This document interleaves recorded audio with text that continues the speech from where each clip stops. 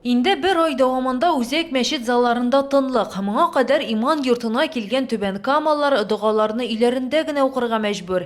Мәчет эчендә бары тик хезмәткәрләр генә. Диния нәзаратының галимнәр шурасы карары буенча шуңа нигезләнеп без мәчетләребезне вакытлыча бикләдек, яптык.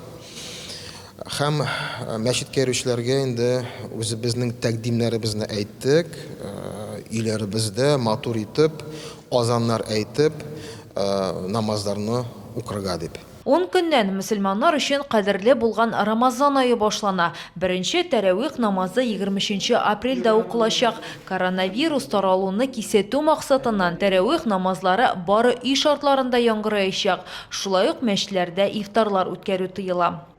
Ифтар мәчеттә үткәрмибез, әмма ләкин матур итеп, безнең гырыф гадәтчә үз иләребездә гаилә белән шулай матур итеп уздырабыз иншалла.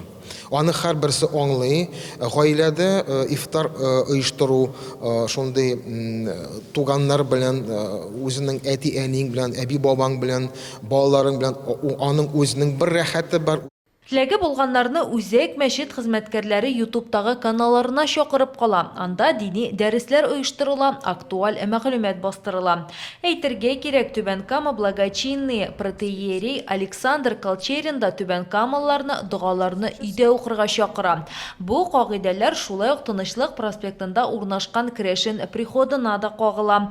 Махсус йолаларны башкару өчен атакайлар өйгә килә алалар.